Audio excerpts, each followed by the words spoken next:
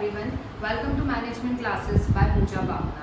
आज हम डिस्कस करेंगे nature and characteristics of management. इससे पहले वाली क्लास में मैंने आपको बताया था मीनिंग ऑफ मैनेजमेंट। सबसे पहले मैं आपको बताना चाहूँगी कि नेचर एंड कैरेक्टरिस्टिक्स में क्या होता है। मैनेजमेंट के नेचर्स, फर्स्ट होता है it is goal oriented. It is goal oriented मतलब management is goal oriented. Goal oriented कैसे? बिना कोई गोल, बिना कोई ऑब्जेक्टिव के मैनेजमेंट की रिक्वायरमेंट है ही नहीं। अगर मैनेजमेंट है तो हमारा ये कंपनी में या ऑर्गेनाइजेशन में गोल होना चाहिए किसी गोल को अचीव करने के लिए। तो मैनेजमेंट का फर्स्ट इंपॉर्टेंट कैरेक्टरिस्टिक्स है it is in goal oriented. Second होता है कि management is pervasive. Pervasive means हो गया इट इज़ इन यूनिवर्सल।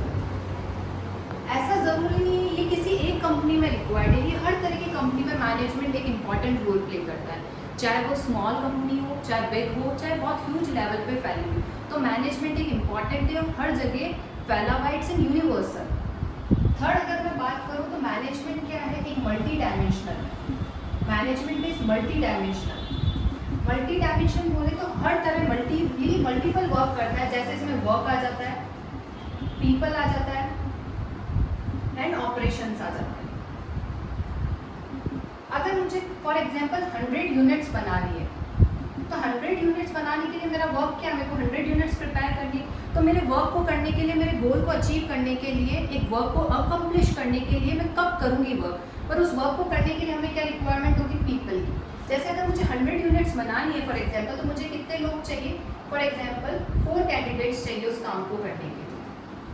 तो ये क्या हो गया, ये हो गया मेरा वर्क, ये हो गए मेरे पीपल्स जो मुझे रिक्वायर्ड है उस वर्क को करने के लिए। ऑपरेशंस हो गए इन दोनों का प्लस। अगर ये दोनों जब प्रोसेस में आ जाएंगे जिसमें हम मशीन्स यूज़ करने लग जाएंगे, इक्विपमेंट यूज़ करने लग जाएंगे, रॉ मटेरियल आ जाएगा, जो इन प्रोसेस हो जाएगा जहाँ हमारे काम को लेकर प्रोसेस या ऑपरेशन स्टार्ट हो जाएगा, इट्स कॉल्ड मल्टी डायमेंशनल।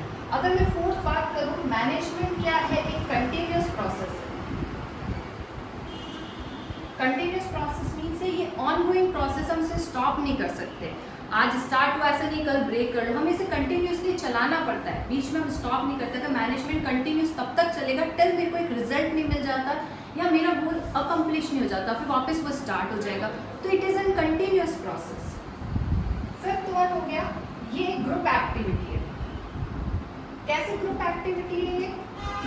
अगर मैं बात करूँ तो मैनेजमेंट, एक ऑर्गेनाइजेशन में इंडिविजुअल का क्या रोल है, इंडिविजुअल तो परफॉर्मेंस करेगा ही, बट ग्रुप में भी हमें परफॉर्मेंस करना पड़ेगा, हमें एज अ टीम काम करना पड़ेगा ताकि हम अपने गोल को अचीव कर सकें। सिक्स्थ वन आ गया, मैनेजमेंट एक डायनेमिक प्रोसेस है।